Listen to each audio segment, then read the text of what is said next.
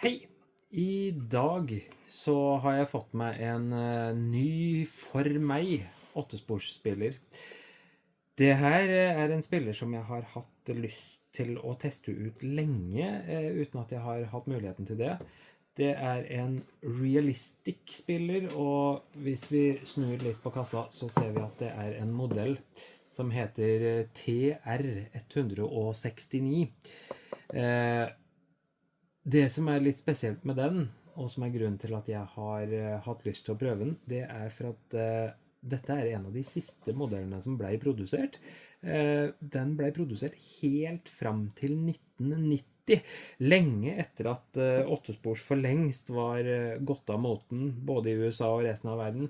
Og dette er en modell som er produsert for Radio Shack.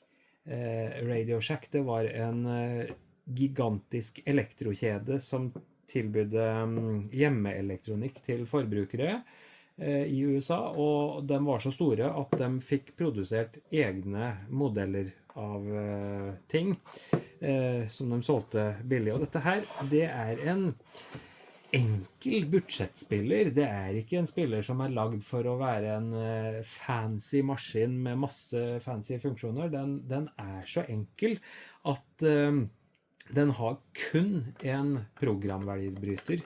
Det er egentlig alt, i tillegg til en linjeutgang og en volum til å regulere lydnivået på linjeutgangen.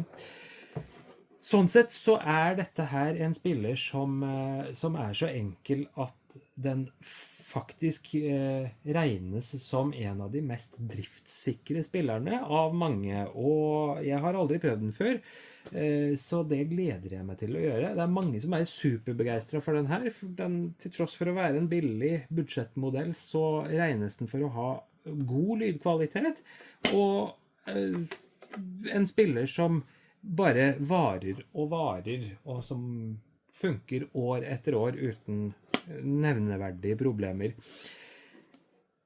Så får vi se da, om jeg blir like begeistret for den her som mange andre er. Når jeg får en ny sånn spiller i hus, så orker ikke jeg å begynne å legge ned masse jobb i den, uten å ha testet den først. Fordi at hvis det viser seg å være masse problemer her, så gidder ikke jeg å bruke masse tid på å rense, vaske den her, både hjørnerein, både utvendig og innvendig. Dette er en spiller som har stått i mange år, og som trenger litt kjærlighet og omsorg. Så før jeg begynner å legge ned masse tid og energi på det, så skal jeg ta dere med på en sånn gjennomgang som jeg alltid gjør med mitt første møte med en ny bruktspiller. Første vi gjør er å åpne litt på kassettluka og titte litt inni her for å se hvordan tingenes tilstand ser ut. Hvis jeg skal prøve å zoome litt inn her da. Skal vi se. Så ser vi jo det at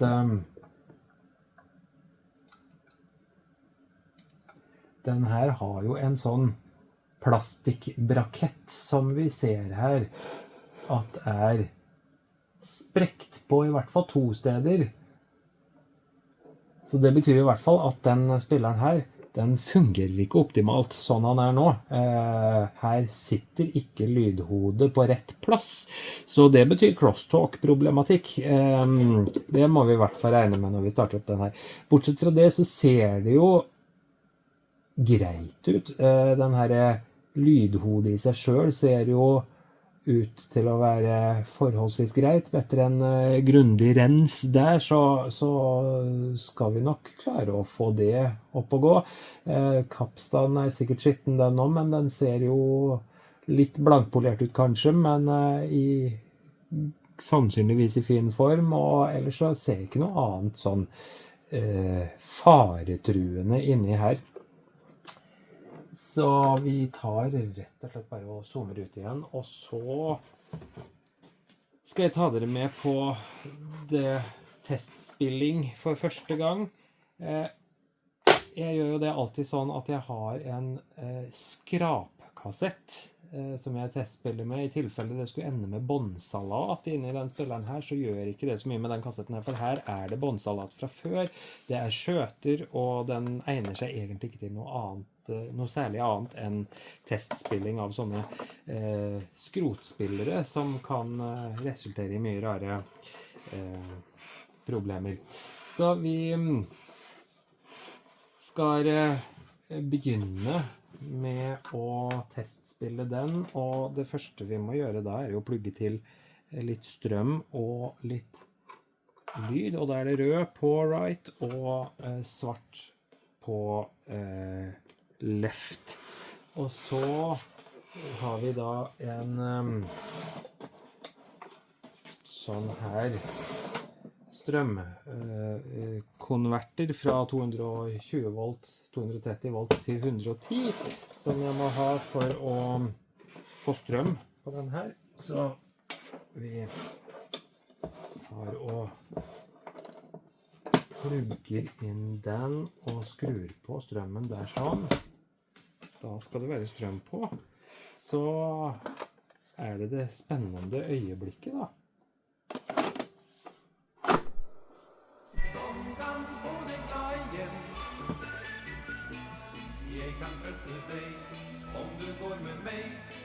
Det var da faktisk lyd, og fra begge kanaler, og selvfølgelig så hører vi denne crosstalk-problematikken som jeg nevnte.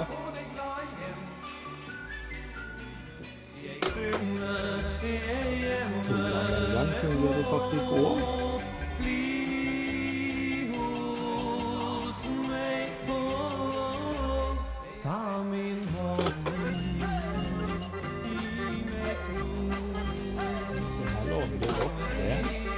Motoren går, det er lyd fra begge kanaler.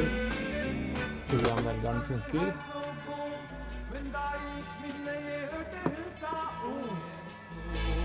Vil du ha en venn? Til og med den her volumkontrollen fungerer uten alt for mye spraking og dårlig kontakt.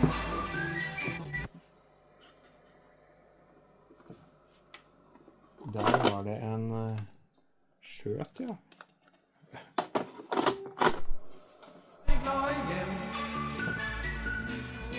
Sånn. Jeg synes det her lover veldig, veldig, veldig godt. Så da er den første testen gjennomført og bestått, faktisk. Så i neste video så skal jeg ta dere med på fortsettelsen. Da skal vi åpne opp spilleren, foreta en rens, og så skal vi fikse den der plastbraketten, for den har jeg en god oppskrift på hvordan man reparerer. Så skal jeg ta dere med på det i neste runde. Inntil da så må dere bare ha det fint så lenge, og ikke glem å følge oss i sosiale medier på Instagram, Facebook og YouTube. I tillegg så må dere ikke glemme å besøke oss på stereo8track.com, og så må du heller ikke glemme å trykke like og subscribe på den videoen her. Ha det så bra så lenge, og så ses vi snart igjen.